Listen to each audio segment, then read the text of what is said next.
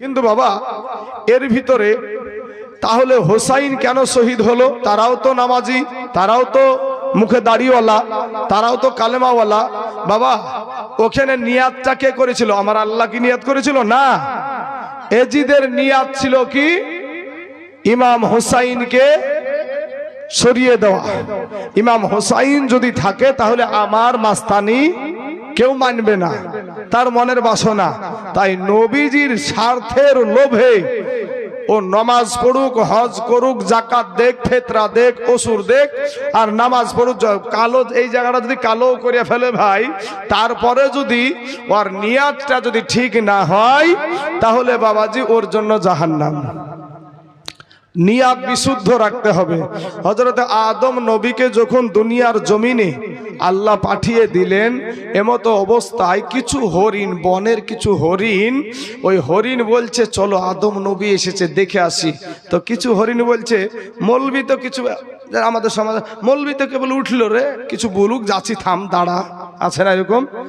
তো আবার কেউ বলে না, প্রথম থেকে শেষ পর্যন্ত শোনার মজাটা আলাদা, বিষয়টা কোথা থেকে কি ভাবু এই জিনিসটা পূর্ণাঙ্গ বোঝা যাবে।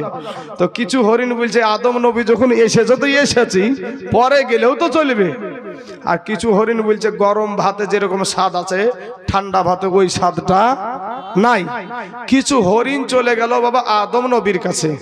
আদম নবীর শরীরে জান্নাতি পোশাক বা যেটা ছিল সেটা নিয়ে, জান্নাতি গাছের পাতার পোশাক বানিয়ে আমার নবীজির, আমার আদম নবী এই দুনিয়ার বুকে এসেছিলেন। তো ওই হরিণের সাথে সাক্ষাৎ হলো, হরিণকে বাবা জান্নাতি গাছের পাতা আদম নবী দিলেন। তো ওই গাছের পাতা ভক্ষণ করলেন আদম নবী। ভক্ষণ করার পরে আপনার আদম নবী যখন ওই পাতা দিলেন, হরিণগুলা ভক্ষণ করলো। তো এই জান্নাতি গাছের পাতা খাওয়ার কারণে আমার আল্লাহ তিনটা নিয়ামত দিলেন। কয়টা? তিনটা নিয়ামত দিলেন। কি? হরিণ দেখতে খুব সুন্দর, হরিণের মাংস খুব সুস্বাদু, আর হরিণের নাভিতে বাবাজি কুস্তুরি। কি কুস্তুরি ভাই? তো এই হরিণগুলার রং যখন বাবা এইরকম পরিবর্তন হয়ে গেছে, জংলায় যাচ্ছে, এমত অবস্থায় জংলার ভিতরে সুগন্ধি বের হচ্ছে, যখন বাকি হরিণগুলা বুঝায় তোদের এই হালাত কেন? তো বলে আদম নবীর কাছে গিয়েছিলাম, একটা গাছের পাতা দিল, ওইটা খেলাম, খাবার পরে আমাদের এই পরিবর্তন। তখন ওই মালগুলা বলছে তখন তাহলে আমরাও যাই। ভাই বলেন এটা স্বার্থে যাচ্ছে না নিঃস্বার্থে? স্বার্থে যাচ্ছে। তাহলে ওদের ছিল বিনা স্বার্থ আর এদের হলো স্বার্থ। তো মসজিদে আমরা নামাজ পড়ি ভাই, এরা আগে এটাকে শেষ করি। আদম নবীর কাছে এই পরে এই হরিণগুলাও গেল, যেগুলা মাস্তানি করে ভিতরে ছিল, এরাও গেল। তো এরাও যাওয়ার পরে ওই পাতা এদেরকেও দিল। কিন্তু এরা আর তিনটা নিয়ামত পেল না, দুইটা পেল। কয়টা? দুইটা। হরিণ দেখতে সুন্দর, হরিণের মাংস সুস্বাদু, কিন্তু সব হরিণের নাভিতে কুস্তুরি পাওয়া যায় না। সব হরিণে, তুমি বৈজ্ঞানিককে জিজ্ঞেস করো, তুমি বৈজ্ঞানিককে জিজ্ঞেস করো, আমার কথাটাই বলবে যে সব হরিণের নাভিতে কুস্তুরি পাওয়া যায় না। কারণ হলো নিয়াতের ভিতরে ভেজাল। কিসের ভিতরে ভেজাল? আর একটা বাবাজি, আর একটা কথা আপনারাও শুনেছেন যে ইব্রাহিম নবীকে আগুনের ভিতরে ফেলে দিয়েছিল না? তো একটা জীব আছে আমাদের এলাকাতেও দেখা যায়, যে গাছে উঠে সেই গাছের রং ধারণ করে। কেউ বলে বহুরূপী, কেউ বলে টিকটিকি, কেউ বলে গিরগিট্টি, কেউ বলে ডাহিন, আছে না? তো এই জীবটি এর ভিতরে আমরা যে ভিতরে নিঃশ্বাসটা নিছি, তো এটা তো নিঃশ্বাস তো একটা বাতাস নাকি? এটা বাতাস। তো এই বাতাস কতটুকু ভাই আমাদের? এই বাতাস কতটুক থাকে ভিতরে? এই গিরগিট্টি ডাহিন এই আনন্দ করছে আদম নবীকে পুরানো হবে, আদম নবীকে পুরানো হবে, আনন্দ করে ওর একটু ভিতরে বাতাস আছে, ওই বাতাসটা কি করছে? আগুনের ভিতরে নিক্ষেপ করছে। ওর বাতাসে কিন্তু আগুনটা উত্তেজিত হবে না, কিন্তু নিয়াতটা হলো তার খারাপ, ইব্রাহিম নবীকে পুড়াবে। ওই রকমই একটা জীব হলো ব্যাং। কি ভাই? ব্যাং বলছে আহা হা হা, ইব্রাহিম নবীকে পুড়াবে। হ্যাঁ, উনার স্থলে বাবা কতটুক পানি, একটা ব্যাঙের শরীরের ভিতরে কতটুক পানি থাকে, ওই পানিতে আগুনটা নিভাবে না, আগুনটা নিভাবে না, কিন্তু নিয়াত কি ইব্রাহিম নবীকে বাঁচাবো। তাহলে নিয়াতের কারণে বাবাজি কাল কিয়ামতের মাঠে আমার আল্লাহ বিচার করবে। ভাইয়ের আমার শোনা, নিয়াতটা একটু বিশুদ্ধ রাখবেন। একবার দুরূদে পাক পড়েন, আল্লাহুম্মা সাল্লি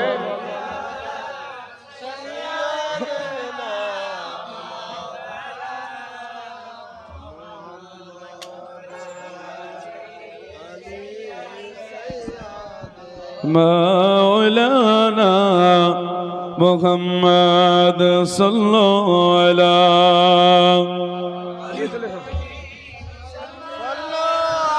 محمد हरदम ज़बान से निकालो पाक नाम मोहम्मद, हरदम ज़बान से निकालो साफियाना मोहम्मद सल्लल्लाहु अलैहि वसल्लम। तो हमार अल्लाह बोलছেন ওমা খলাকতুল জিন্না ওয়াল ইনসা ইল্লা লিয়াবুদুন। এবং হাদিসে এসেছে as-সালাতু মিফতাহুল জান্নাহ, নামাজ হলো জান্নাতের চাবি। মসজিদে আমার নবীজি বায়ান করছেন কি নামাজ হলো জান্নাতের চাবি। তো একজন সাহাবী বিবির কাছে গিয়ে বলছে, বিবি গো নামাজ পড়বা না? নামাজ জান্নাতের চাবি। তো বিবিতে বলছে, স্বামী কে বললো? তো বলে এটা আমার দয়ার নবী বলেছে। জোরে বলেন সুবহানাল্লাহ।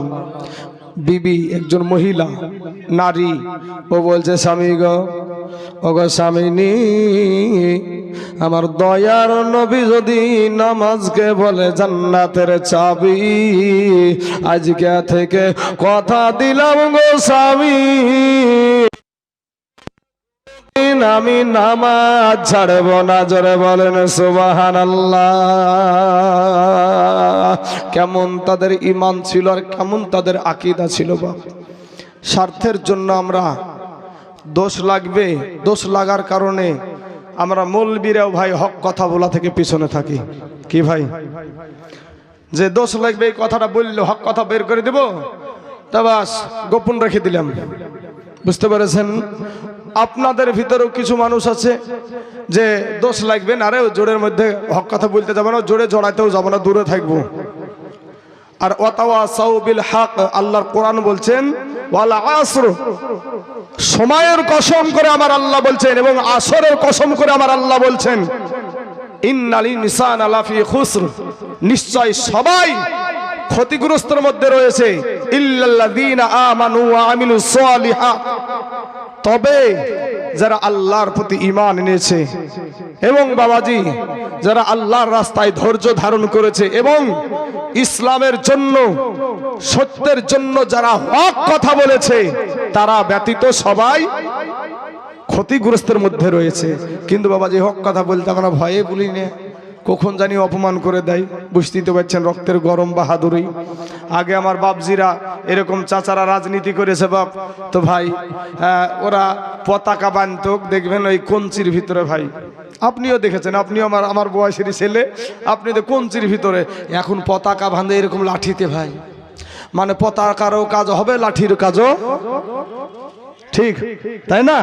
কিন্তু কঞ্চিতে খড়িতে পতাকা বেঁধে রাজনীতি করেছে এই বয়সের মানুষগুলা। কথা বলে ঠিক না বেঠিক?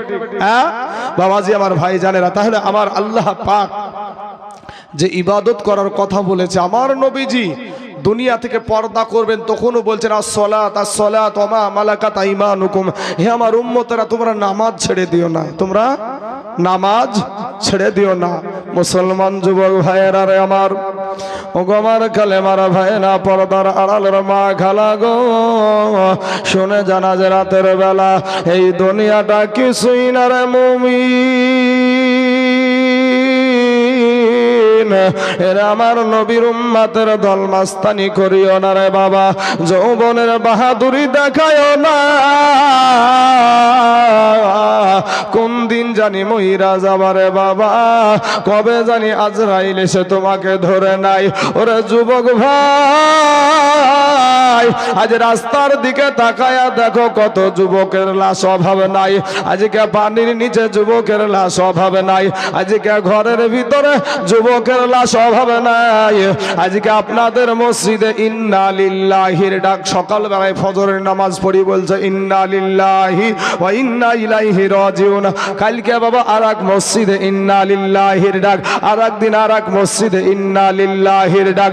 আপনারা যারা এখানে বসে আছেন, আপনারা যারা দাঁড়িয়ে মাস্তানি দেখাচ্ছেন, ভাই কেন রে ভাই আপনাকে বসতে বারবার করে বলা হচ্ছে, কেন তুমি বসতে রাজি না?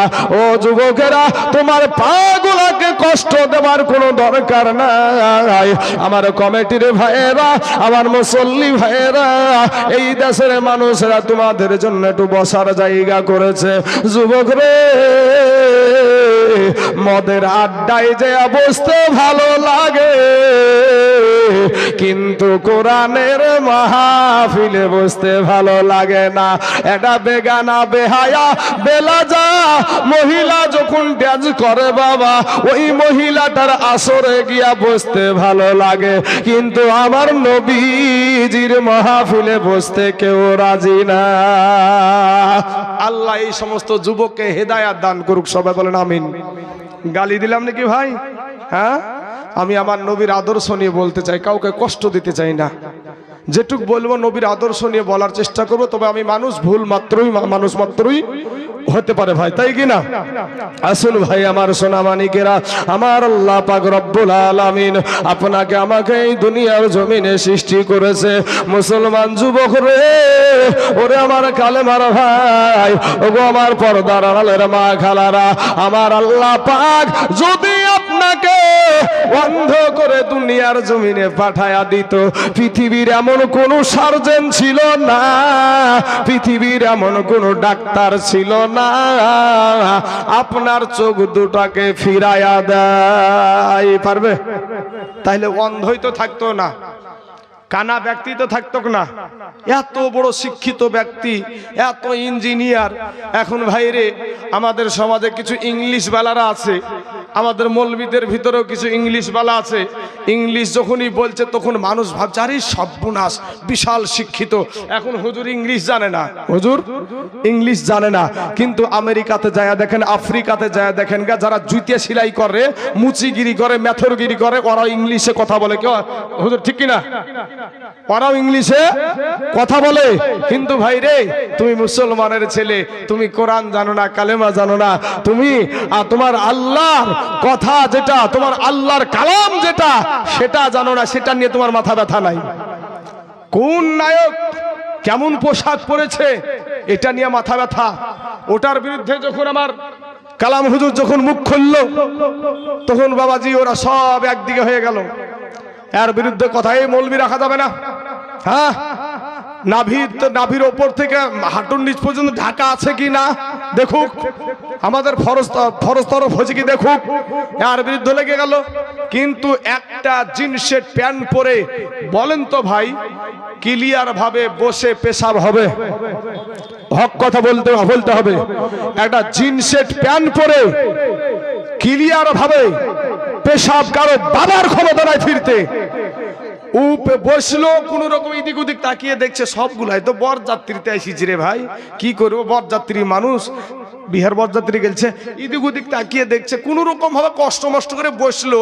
বসার পরে আধখান গেল, আর আধখান ভিতরে প্যান্টের সাথে আটকে আছে, মানে প্যান্টে এমন করে টাইট করে ধরিয়ে আছে, বুঝতে পারে, আর হাতে দেয় না, বুঝতে পেরেছেন? এবার এই খানিকের বসে টেসে খাড়া হয়ে গেল, তখন খাড়া হয়ে যায়, আবার আধখান তখন বার হাতে শুরু হয়ে গেল। কি মিথ্যা কথা নাকি ভাই? নায়ক আর তুমি নায়ক, কোন নায়ক কেমন পোশাক পরে, টাকা দিয়ে দেখবেন বাবাজি ছিঁড়া প্যান্ট কিনে, এগুলা দেখবেন ছিঁড়া টাকা দিয়ে, ভাই নিজের রক্ত পানি করা টাকা, বাপের কষ্টের টাকা।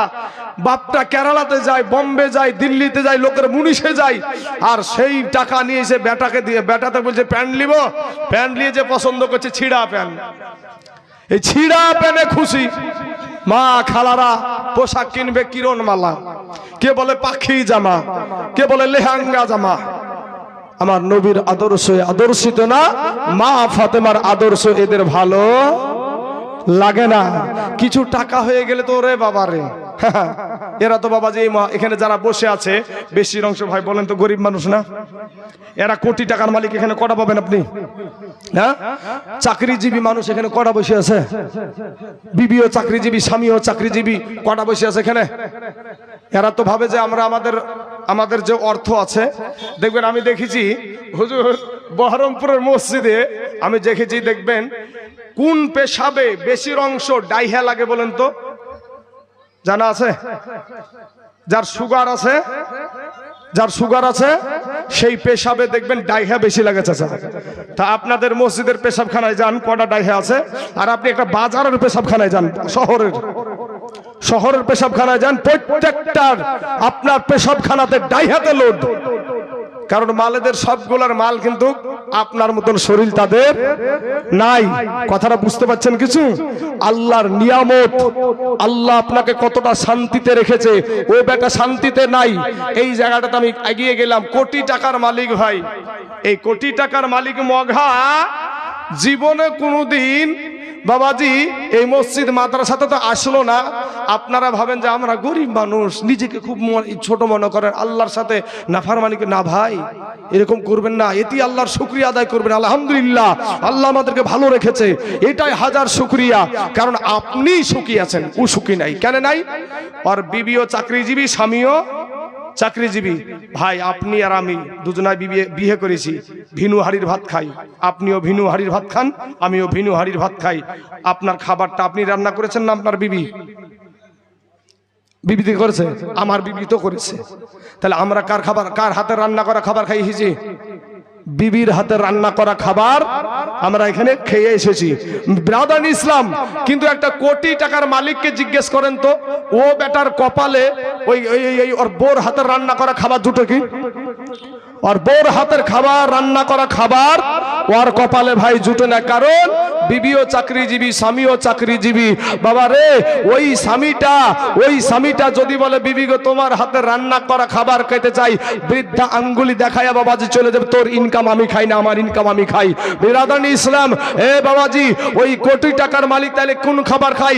বাড়িতে চাকরানি পোষা আছে, ওই চাকরানি রান্না করা খাবার খাই, কিন্তু ওর কপালে আর বিবির হাতে রান্না করা খাবার জুটে না। কপাল পুরা মাল একটা, কপাল পুরা মাল একটা।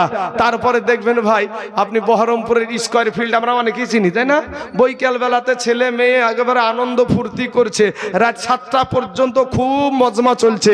এ যুবক ভাইয়েরা, এ আমার আব্বা জানেরা, এ আমার গরিব ভাইয়েরা, খেটে খাওয়া মানুষেরা শুনেন, ওই কোটি টাকার মালিকটা রাত্রি 7টার সময় বাড়িতে প্রবেশ করছে, দেখে বিটিও নাই, বেটাও নাই, বিবিও নাই। বিটি কার সাথে প্রেম করে বেড়াচ্ছে, বউ যে কার সাথে আড্ডা মারে। আর কিছু বললি তো বুঝতে পারছেন, আঙ্গুল বুঝতে পারছেন না? কিন্তু মাউড়ের মতন ওই চাকরানির হাতে দুইটা খাবার খেয়ে মাউড়ের মতন বাবা বিছানায় শুয়ে টুকটুক করে তাকায়, আমার বউ কই রে, আমার বেটা কই রে, আমার বিটি কই রে। টেনশনে ঘুম আসে না। কিন্তু আপনি আর আমি নিজেকে দিয়ে বিচার করেন, সন্ধ্যা 7টাতে আপনিও যান, আমিও যাই, আমাদের বিবিকে বাড়িতে পাবো না রে ভাই? আমাদের বেটা বিটিদেরকে বাড়িতে পাবো না? আপনি সন্ধ্যা 7টাতে যান, সন্ধ্যা 8টাতে গেলেন, 8টাতে রাত্রি 8টায় যাওয়ার পরে বিবির কষ্ট করে রান্না করা খাবারটা আপনি খেলেন। খাওয়ার পরে বিটি বেটার ঘরে, বিটির ঘরে, বেটার ঘরে আপনার বিবিকে নিয়ে আপনি আরাম করে জড়িয়ে ধরে আরাম করে এমন ঘুম দিলেন, সারাদিন মানে 300 টাকা ইনকাম করেছেন, কোনো টেনশন নাই, কোনো চিন্তা নাই। বিবির হাতে রান্না করা খাবার খেয়ে নিয়েছেন, বিবিকে নিয়ে আরামের ঘুম একবারে দিলেন। নাক দিয়ে একটা ডাক হয় না ভাই? নো টেনশনের ভাইরে ঘুম আর নাকের ডাক একেবারে মনে হয়েছে নাকের ডাকে যেন ট্রাক্টরের হর্ন পর্যন্ত ফেলে যাবে। আর ওই মঘার কিন্তু ঘুম নাই, টেনশন। কবি বলছেন কোটি টাকার মালিক দেখো এই অভাব হয় না দূর, আর গরিব ঘুমায় আরাম করে মনটা বাহাদুর। ফেরাউনের লাশটা দেখো, ফেরাউনের লাশটা দেখো, মিশর জাদু ঘরে খাই না মাটি পোকা মাছি সবাই ঘৃণা করে। হৃদয় থাকিতে যার, হৃদয় থাকিতে যার নম্রতা সদা, রহমত আসিবে সে থা প্রভুর আদায়া। বড়র বড়াই থাকলে দিলে, বড়র বড়াই থাকলে দিলে রহমত আসবে না, আর নিজেকে নিজে ছোট মনে করিও সদায়া।